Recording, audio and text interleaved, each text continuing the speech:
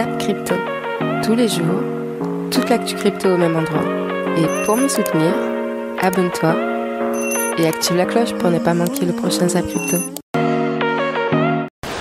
Bonsoir la cryptosphère. Et oui, comme la semaine dernière, il y avait trop peu d'infos pour que j'en fasse une vidéo, donc vous pouvez vous attendre à un zap ce dimanche. Allez, comme d'hab, on débute direct avec notre Fear and Greed Index côté crypto qui se trouve toujours à 26 dans la peur, et du côté des marchés US, on est de retour dans la zone de peur à 43. Je ne vous retiens pas plus longtemps, vous pouvez vous installer confortablement, votre zap va commencer. Je vous souhaite une excellente vidéo, à demain pour un nouveau zap, c'était Zap Crypto.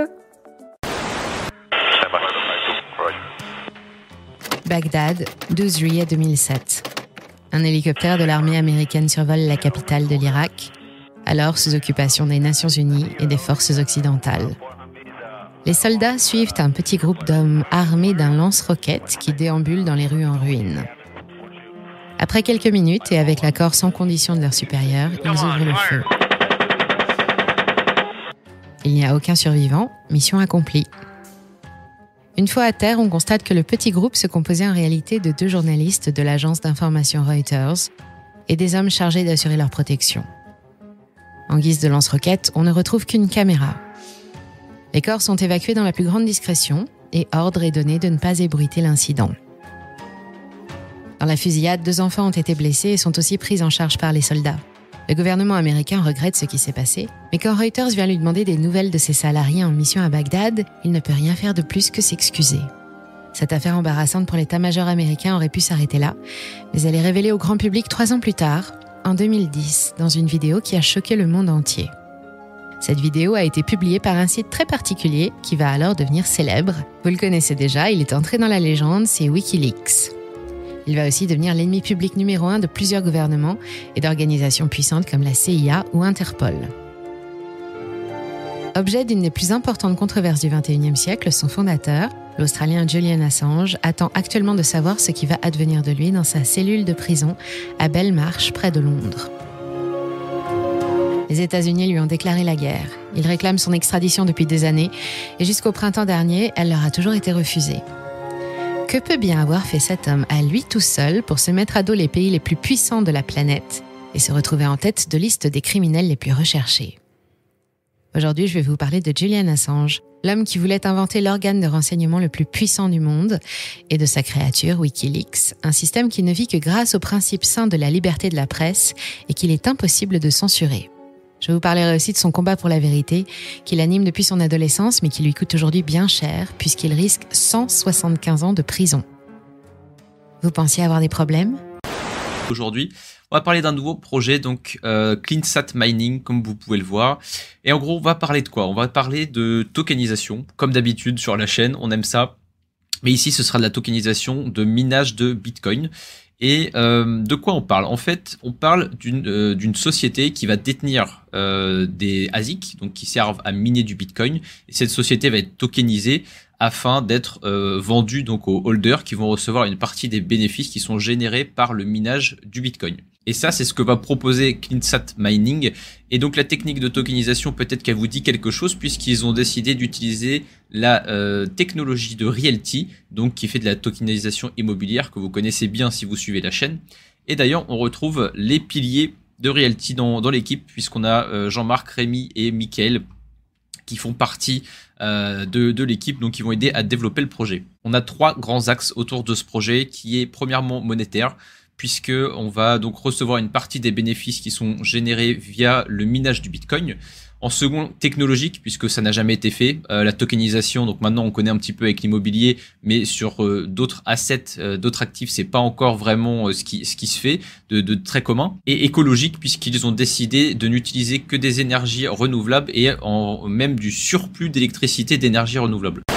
Tu peux me faire la lumière sur Get.io parce qu'apparemment ils ont rejoint la merde. Ils sont sur la blockchain, on va voir ce qui s'est passé. On a parlé d'hier de OKX. OKX, on a dit qu'ils rencontraient des ralentissements sur les... Enfin, c'est pas des ralentissements, eux c'était vraiment stoppage sur les retraits. Et ils disaient ouais mais c'est pas moi, c'est Alibaba. Et du coup c'était vraiment Alibaba. Get.io là actuellement ils rencontrent un ralentissement sur leurs retraits. Alors pourquoi les gars? Parce que le cloud d'Alibaba, il est en PLS. Voilà. Du coup, tu te tournes vers quoi? Vers qui? Vers quelle entité? Non mais voilà, c'est un peu pareil. Mais pourquoi en fait? Vers sa banque. Pourquoi le cloud de Alibaba il est en PLS? C'est ça qui est drôle. Alibaba est en train de lancer une blockchain et pour pouvoir host des nodes. Alors je vais pas rentrer dans le détail, mais on va s'arrêter sur juste, ils sont les 40 voleurs chain. Voilà. Ils sont en train de lancer une blockchain. Comme par hasard, ils lancent une blockchain et les autres acteurs dans le milieu rencontrent des problèmes alors qu'ils sont chez eux.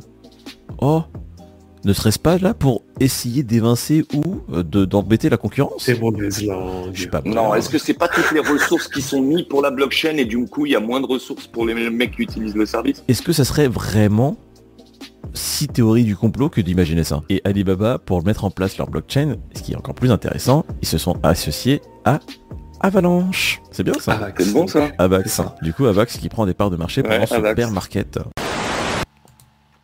Le nombre de crypto-monnaies mortes a bondi de 300% en 2022. Crypto-monnaie morte. Et ça, vous pouvez le voir sur un site, hein. Notez ce site-là, le lien pareil, je vais vous le mettre. Vous pouvez chercher, vous verrez des listes dessus de crypto-monnaies mortes, hein. Vous verrez ça.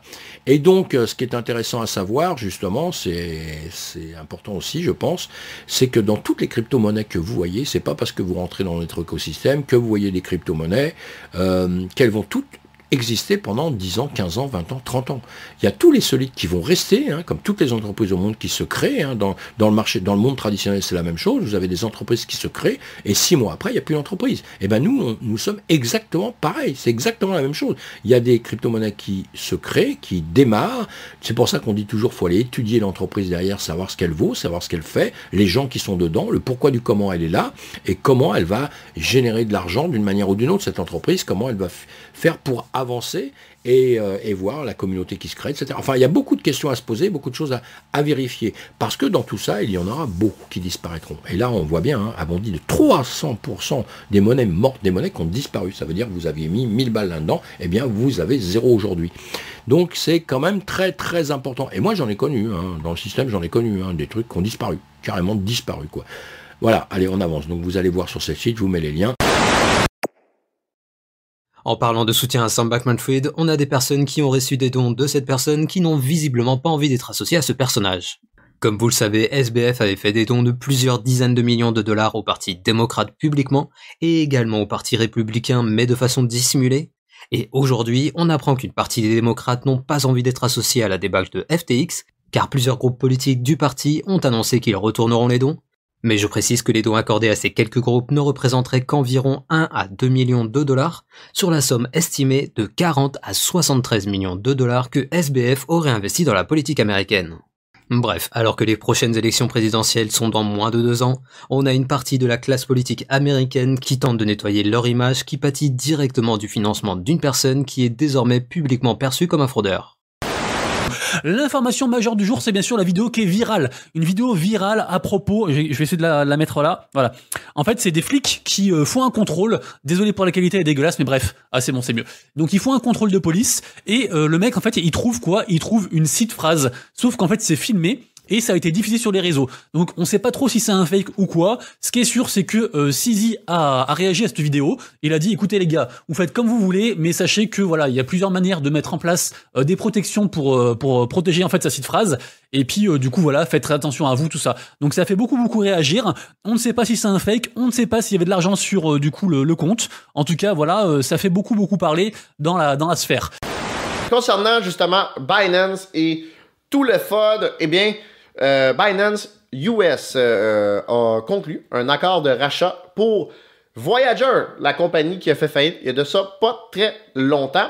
Les clients seront remboursés. Donc, pour ceux qui ont des doutes vis-à-vis de Binance, oui, je sais que FTX a fait un petit peu dans le même genre. C'est-à-dire qu'ils ont voulu racheter pour faire semblant.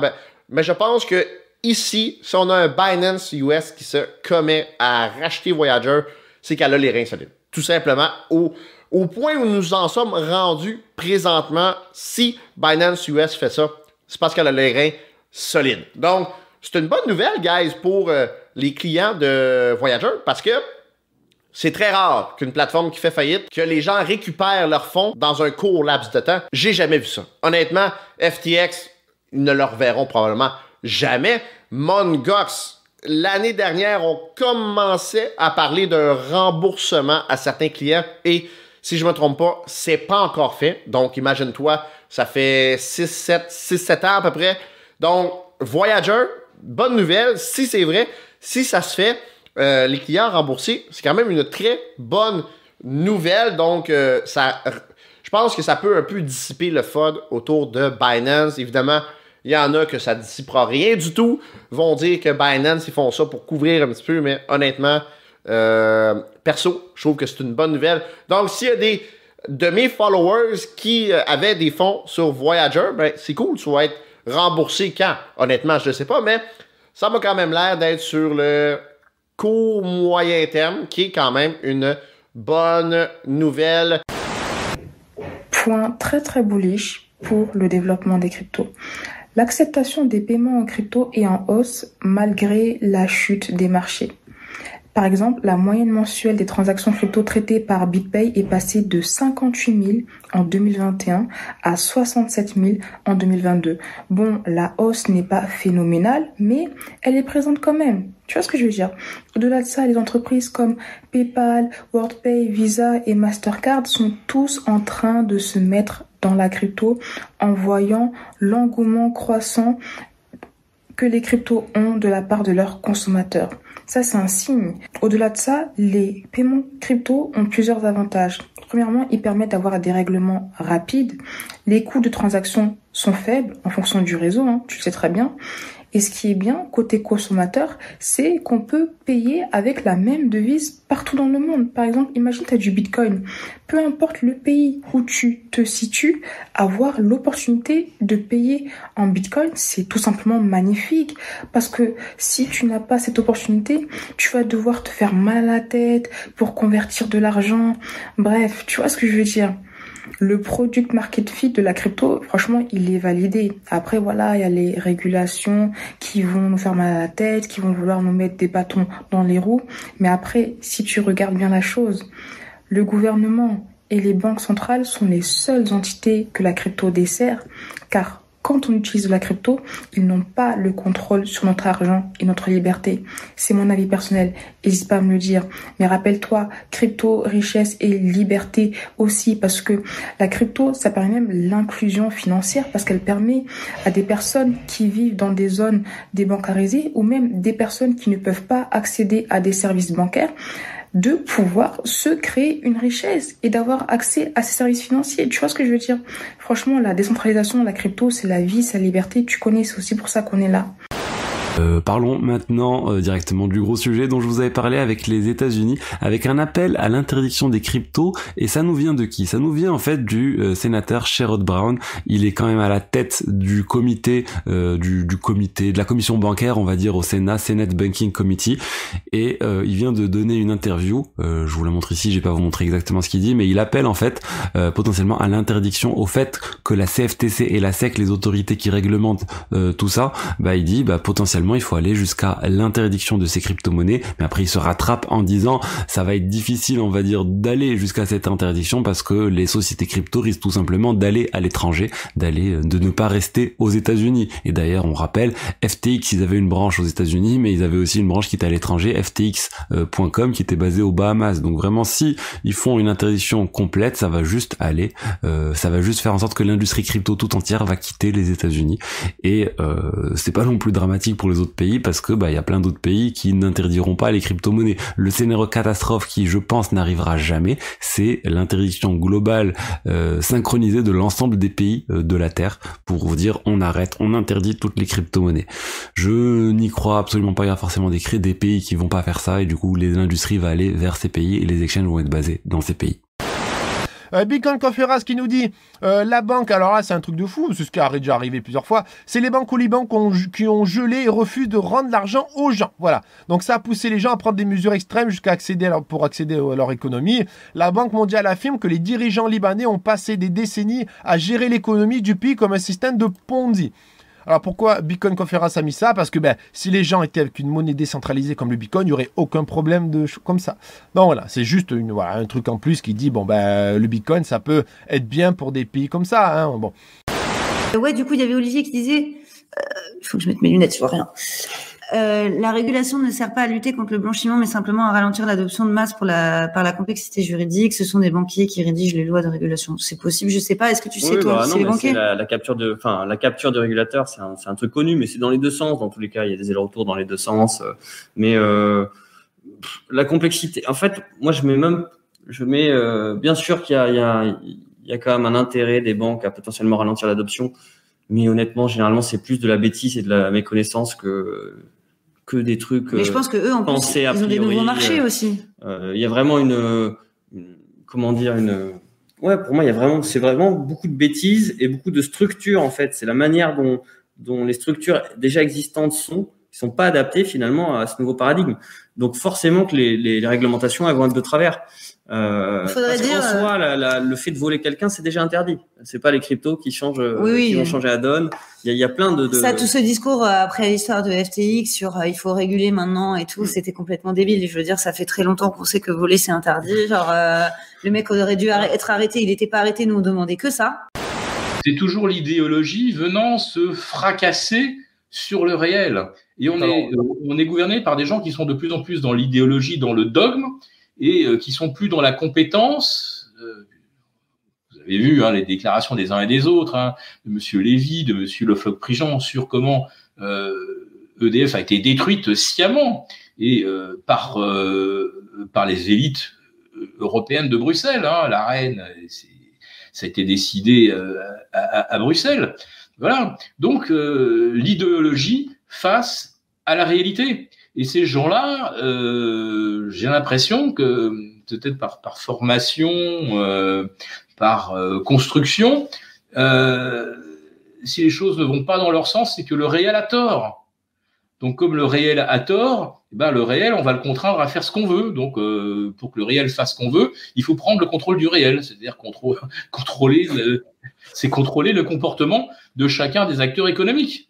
Puisqu'on considère qu'il se comporte mal. Si ça a échoué, si ça n'a pas correspondu au modèle, c'est que les agents économiques se sont mal comportés. Donc, il faut prendre le contrôle des agents économiques. Au lieu, au contraire, de se dire la main invisible va faire en sorte que les décisions soient les plus pragmatiques et les plus efficaces. Comme ça, toujours fonctionner, et je renvoie bien sûr nos auditeurs à la lecture d'un Tocqueville ou d'un Jean-Baptiste Say. Ces gens-là ont tout dit il y a déjà plus d'un siècle. Hier, on a entendu, la banque, la BOJ, la Banque du Japon a décidé de faire comme tout le monde, de monter légèrement les taux. Alors, ils sont tellement bas dans les taux négatifs depuis des années qu'ils savent même plus comment ça fait quand on a les taux positifs.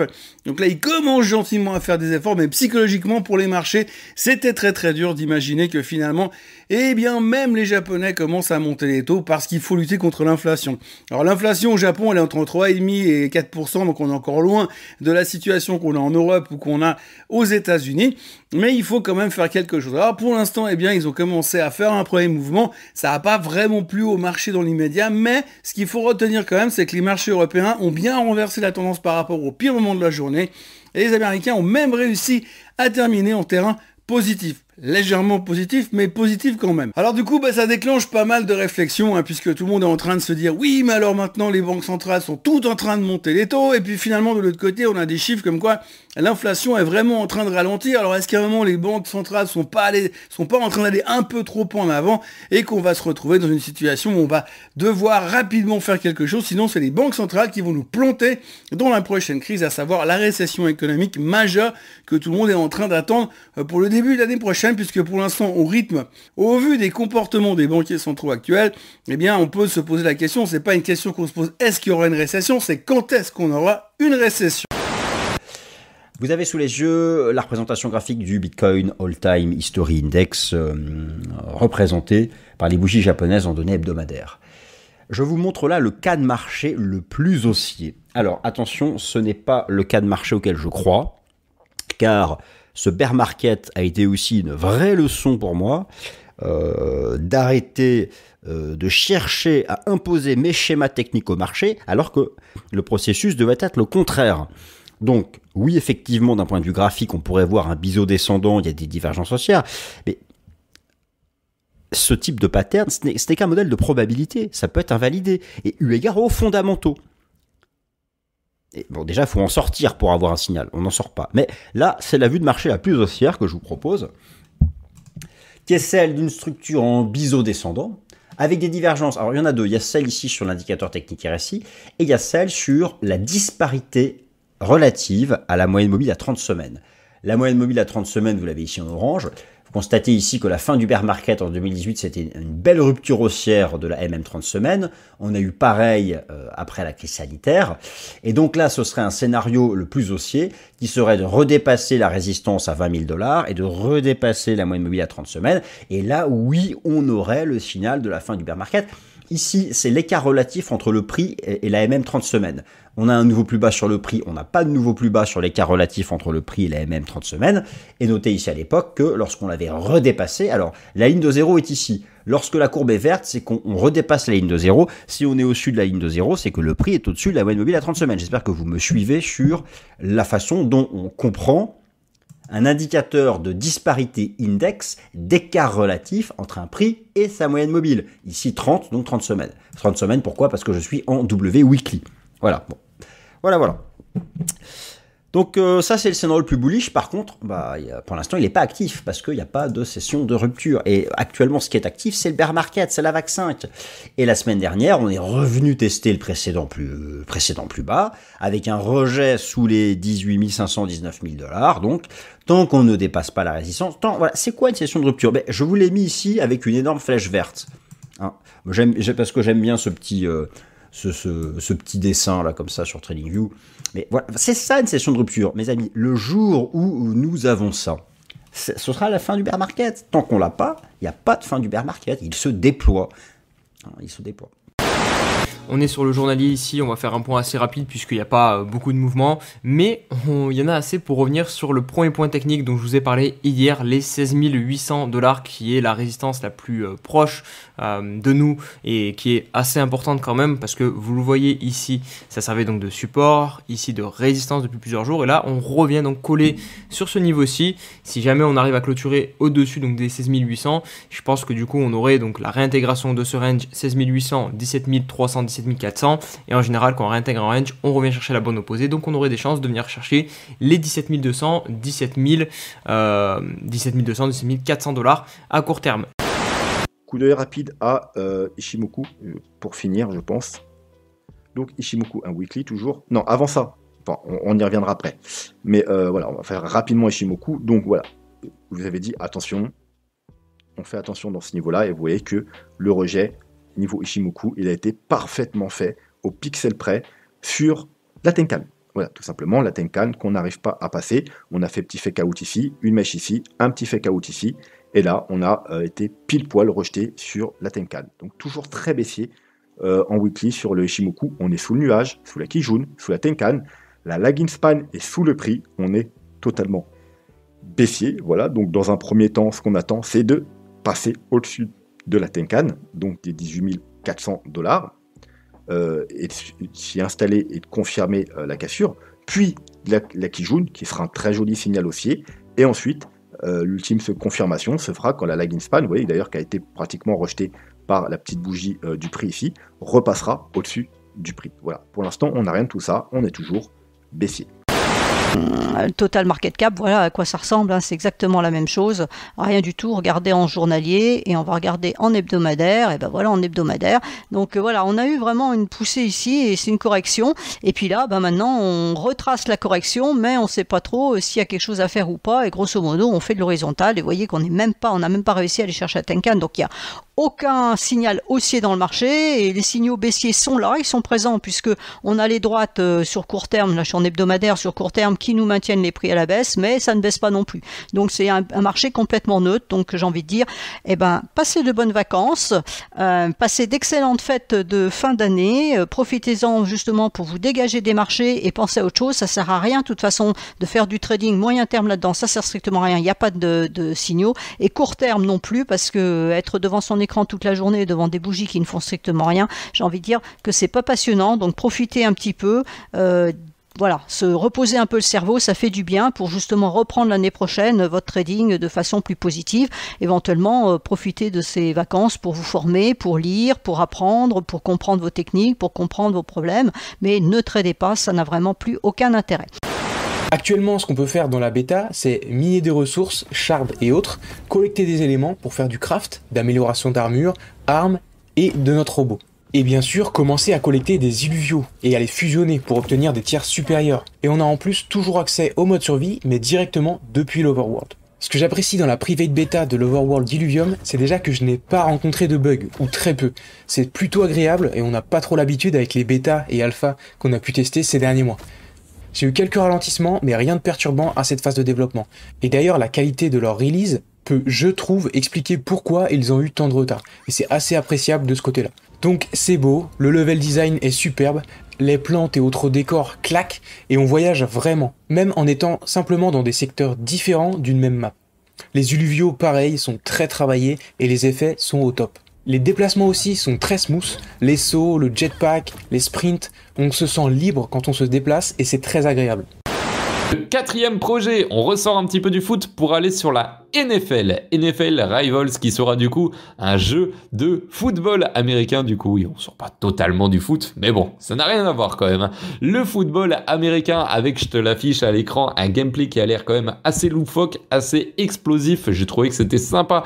En tout cas, sur le principe, NFL Rivals, actuellement, ils ont release leur bêta depuis le 30 novembre 2022. Donc, si tu veux suivre le projet, ça peut être un moment assez sympa pour être early. Pour l'instant, ils n'ont que 11 000, c'est déjà pas mal, followers sur notamment Twitter. Je te mets évidemment comme d'hab les liens dans la description, mais ça ressemble un petit peu à du Sora où tu vas pouvoir collecter du coup des joueurs, participer à des tournois et jouer directement pour gagner des récompenses. La différence avec Sora, c'est plus au niveau du gameplay, évidemment. Alors, ce zap t'a plu ? Dis-moi en commentaire quelle est l'actu qui t'a le plus intéressé. Et si tu as manqué les actus d'hier, retrouve juste ici le Zap Crypto de la veille.